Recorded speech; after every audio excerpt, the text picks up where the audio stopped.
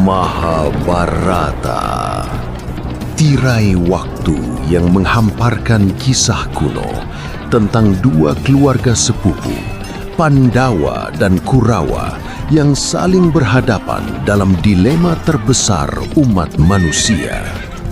Ini bukan sekadar perang memperebutkan mahkota, melainkan pertempuran batin di setiap hati manusia, memilih jalan kebenaran meskipun sulit, atau mengikuti nafsu dan kebatilan. Bagaimanakah takdir mempermainkan mereka, dan bagaimanakah sebuah perang saudara mengubah sejarah selamanya? Simaklah musim ketiga Masa Leluhur Pandawa pada episode kedua, Resi Manumanasa, dalam kisah Ismaya dan Takdir Padepokan Ratawu.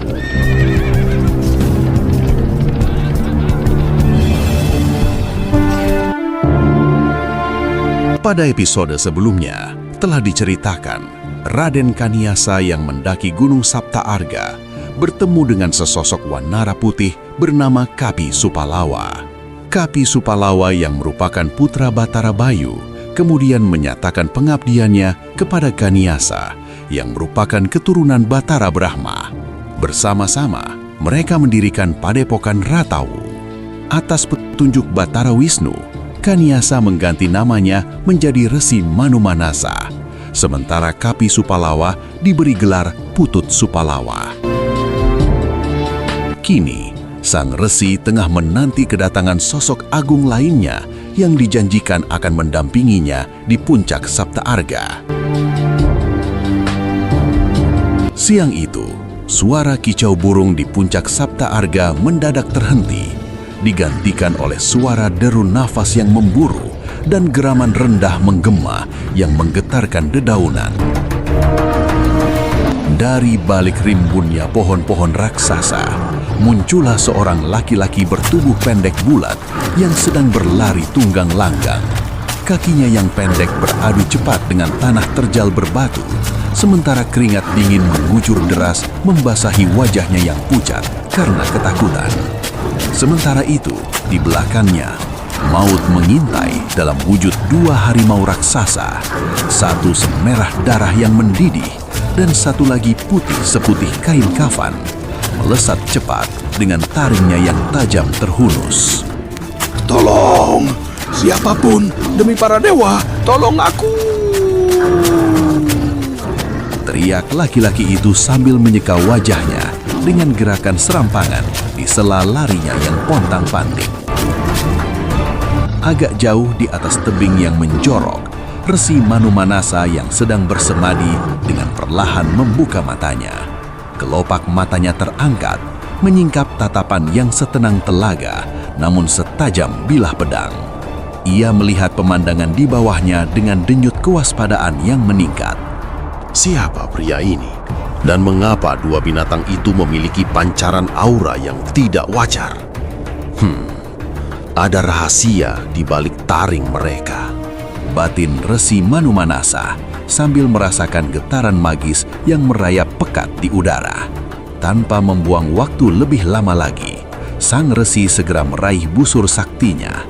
Jemarinya yang ramping namun kuat memasangkan dua anak panah sekaligus pada tali busur yang meregang tegang. Tenanglah, wahai jiwa yang terancam. Kau sudah sampai di tempat perlindunganmu. Bisik Resi Manumanasa dengan nada rendah yang penuh otoritas spiritual. Lalu ia melepaskan tali busurnya. Dua anak panah itu melesat secepat kilat membelah udara. Bukan untuk membunuh, melainkan untuk mengurai kutukan. Saat ujung panah menyentuh kulit kedua harimau tersebut, ledakan cahaya putih yang menyilaukan mata menyapu lereng gunung.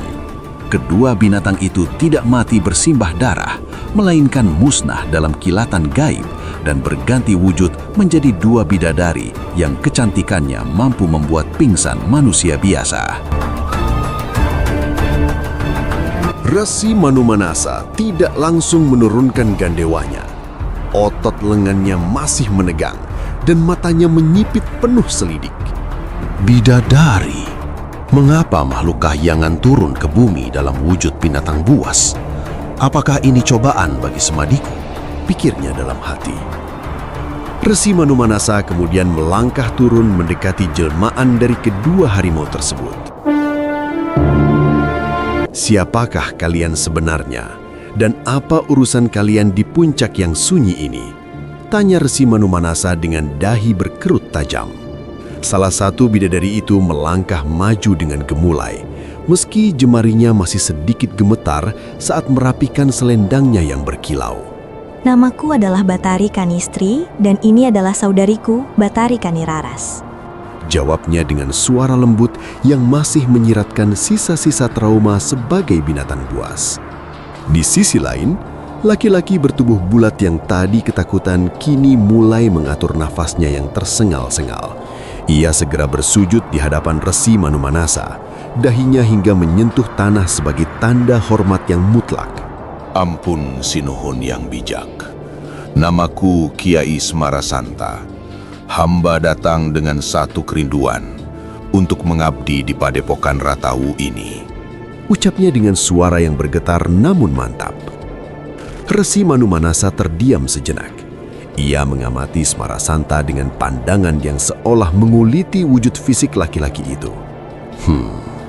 Wujud ini hanyalah topeng.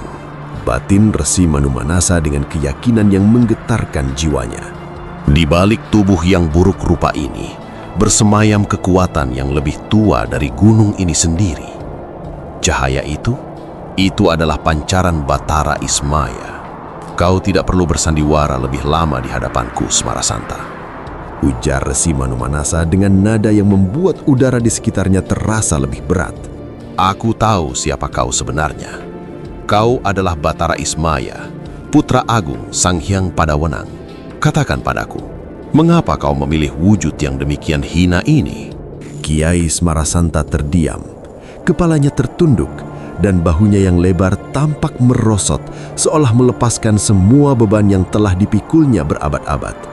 Ini adalah sisa-sisa kesombongan yang menghancurkan Sinuhun. Akunya dengan suara serak. Matanya beralih menatap kejauhan, seolah melihat bayangan masa berabad-abad lalu yang sangat kelam. Dahulu, aku dan saudaraku Batara Antaga berlomba menelan gunung demi membuktikan siapa yang paling berkuasa. Rakus dan sombong, itulah yang membuat tubuhku menjadi cacat dan buruk rupa seperti ini. Ternyata, kesombongan dewa pun memiliki harga yang harus dibayar. Batin Manumanasa merasa iba sekaligus takjub. Lantas, apa yang membawa seorang dewa sepertimu merendahkan diri ke tempat sunyi seperti ini? Hamba hanya menjalankan perintah Sang Hyang Padawenang. Jawab Smarasanta dengan ketulusan yang tak terbantahkan. Beliau mengutusku untuk menjadi pendampingmu di Gunung Sapta Arga ini. Sementara kakakku, Batara Antaga, juga telah diutus untuk mengabdi kepada para raja di negeri seberang. Manumanasa kemudian melirik kedua bidadari yang berdiri membisu seperti patung. Lalu bagaimana dengan mereka? Mengapa mereka memburumu seolah-olah kau adalah mangsa yang lezat? Smarasanta tersenyum kecil. Sebuah kilatan kecerdikan muncul di matanya yang sayu. Mereka berdua adalah putri Batara Hira, keturunan dari Sang Hyang Catur Kaneka. Mereka telah melakukan kesalahan fatal di Kahayangan, sehingga dikutuk menjadi harimau putih dan merah. Kesalahan apa yang mampu mengubah bidadari suci menjadi siluman harimau? Tanya Resi Manumanasa. Ketidaksengajaan yang melanggar tata krama. Jelas Smarasanta sambil menunjuk ke arah Kaniraras dan Kanistri yang kini tertunduk lesu. Saat itu, para dewa sedang melakukan pemujaan sakral, sedangkan mereka berdua bercanda dan berkejaran hingga masuk ke area terlarang. Tawa mereka mencemari keheningan meditasi para dewa. Hanya karena tawa dan keceriaan, tanya Manumanasa. Alisnya terangkat karena terkejut. Ya, hanya karena tawa dan keceriaan. Tapi bagi penghuni langit, kesucian tempat pemujaan adalah harga mati. Karena mereka berperilaku liar seperti binatang, maka wujud mereka pun diubah menjadi binatang. Mereka berdua akan berubah menjadi dirinya kembali, sampai ada kesatria suci yang mampu meruat mereka dengan senjata saktinya. Smarasanta menatap Manu Manasa dengan tatapan yang sangat dalam. Aku tahu takdir mereka. Aku tahu salah satu dari mereka adalah jodohmu. Maka aku sengaja memancing kemarahan mereka dan membiarkan mereka mengejarku, agar bisa mengajak mereka ke puncak ini.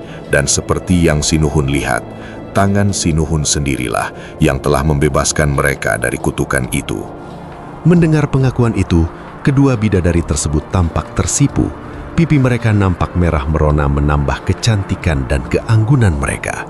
Terima kasih Resi, kini kami telah kembali ke jati diri kami. Dan kami menyerahkan masa depan kami ke dalam tangan Sang Resi. Resi Manu Manasa merasakan hatinya yang bergetar. Ia kemudian menatap Smarasanta, lalu menunduk sebentar untuk menenangkan gejolak di dadanya. Menjadikan sosok seperti Batara Ismaya sebagai pelayan? Itu bukan sebuah penghormatan, itu adalah penghinaan terhadap keagungan. Batinnya tegas. Kiai Smarasanta, aku menerimamu untuk mengabdikan diri di sini, tapi aku tidak akan pernah memanggilmu abdi. Putus Resi Manu Manasa dengan suara mantap. Mulai saat ini, kau adalah saudara tuaku. Kita akan menjaga kesucian Sabta Arga bersama-sama. Kiai Smarasanta tampak terharu. Matanya juga terlihat berkaca-kaca. Hamba sangat berterima kasih atas kemuliaan hati Sinuhun Resi Manu Manasa, jawabnya dengan tulus. Dan untuk kedua bidadari ini, lanjut Resi Manu Manasa sambil memegang tangan Batari Kaniraras dengan lembut. Aku memilih Batari Kaniraras sebagai istriku. Namun karena namanya sama dengan nama kakak sulungku, maka aku akan memanggilnya dengan sebutan Dewi Retnawati. Dewi Retnawati tersenyum manis, namun pandangannya segera beralih kepada saudarinya. Lalu, bagaimana dengan saudariku, Kanistri? Tanya Dewi Retnawati dengan penuh kasih. Resi Manu Manasa tersenyum dan menoleh ke arah Smarasanta. Batari Kanistri hendaknya menjadi istri bagi Kiai Smarasanta. Kiai Smarasanta mengangguk, lalu menatap calon istrinya dengan pandangan yang penuh tanggung jawab. Batari Kanistri, agar kita bisa memulai lembaran baru yang lebih mudah diingat, aku mengganti namamu menjadi Dewi Kanastren, katanya, yang disambut dengan anggukan lembut penuh kepatuhan dari sang bidadari. Dan hari itu, puncak Sabta Arga tidak lagi bergetar karena geraman harimau, melainkan karena doa-doa suci dalam pernikahan ganda tersebut. Kiai Smarasanta memutuskan untuk menetap selamanya di sana sebagai pengurus padepokan Ratau, dan ia pun memilih nama baru sebagai tanda pengabdiannya, Janggan Smara. Apakah kehadiran Janggan Smara dan kedua bidadari tersebut akan membawa padepokan Ratau menuju kejayaan yang diramalkan? Ataukah justru kehadiran mereka merupakan awal dari ujian besar yang akan mengguncangkan ketenangan batin Resi Manu Manasa sekali lagi? Simak kisah berikutnya hanya di Wayang Opo Maneh. Terima kasih telah bergabung dan sampai jumpa.